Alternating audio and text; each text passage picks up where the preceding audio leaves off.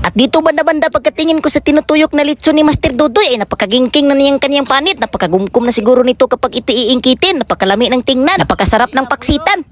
Wasdag mga master, hindi mo na ako mamimingwit ngayon kasi naimbitahan ako sa birthday ni Master Silvino Anyusa Jr. Ang nasa unahan namin na yan pala yung birthday boy. Medyo malayo pa gamay pala yung aming babaklayan ngayon. Umaagi pa kami sa Kabasakan at umaagi din kami dito sa bakilid ng mga kakahuyan. Sobrang tuwa talaga ng aming mga dagway at sumasaka kami dito sa bakilid na napakatungason talaga. Naghalhal ako dito at ihutoy-hutoy na ako dito pagsugod. Inuubo na talaga ako sa sobrang katungason. Pero inaagwanta ko talaga kasi may lechon daw siya kasi nagsawa na akong kakain ng puyo at mga tilapia. At pagkalingon ko dito nakita ko rin dito yung igiban nila ng tubig. Napaka-presko ng tubig na ito kasi galing ito sa buntot. At siyempre hindi na pinadugay-dugay. Umabot na kami sa kanyang cute na kubo. At agad-agad ko rin tinatanaw yung kanyang mga binuhi dito ng mga Afrika na pantat. Sobrang napakadaghan talaga. Bala ko sanang mga will dito pero di pa pwede kay mga magagmay pa man. Kalubog talaga yung mga pantat sa sobrang daghan. At sa mga puntong ito natimahuan ko na talaga yung lechon na hapit naging maluto. Kaya agad-agad kong dinuduol dito at tinatanaw ko. Grabe napaka-crispy, napakaluto na talaga. Nagpula-pula talaga yung panit. At pagkatingin ko dito ay si Master Dodoy pala yung nagtuyok-tuyok. Ito yung pinaka-master magluto ng lechon dito sa amin. Kapatid din pala ito sa nagbe-birthday. At pagkalingon ko dito banda-banda ay lumilipay din yung mga dagwe ng mga kapitbahayan namin. At siyempre para may maaambag naman ako kahit konti ay pinulihan ko si Master Dodoy dito na nagtuyok. Nagpraktisin ako magtuyok ng lechon dito. Grabe napakahumot na talaga yung lechon. Sa feeling ko ay napakagumkum na talaga ng panit nito. At siyempre hindi na pinadugay-dugay. Naluto na talaga yung lechon. Sobrang tuwa na ng mga dagwe namin dito at kinikiskisan ni Master Dodoy ng mga takuling para mas lalo talagang gumagawa pa at sumisinaw yung panit ng lechon. Sa mga puntong ito ay ako yung pinahawak ng tuhugan ng lechon para aking huhulbutin na. Nahataw ko talaga sa paghulbut yung tuhugan dito at naibot na. At sa mga puntong ito ay nagsitapukan na kami dito. At tinatawag na rin yung birthday boy at lumapit siya dito na napakalipay talaga ng kanyang dagway. At sa mga puntong ito ay kumuha na rin ako ng plato ko dito at nagsimula na ditong manalangin para sa pagkain at sa birthday boy ngayon. At hindi na pinadugay-dugay, nanganta na kami dito ng happy birthday to you. Sobrang lumilipay at mingisi talaga lahat yung aming mga dagway dito ngayon. Sa mga puntong ito ay nagsugod na gidug pa nga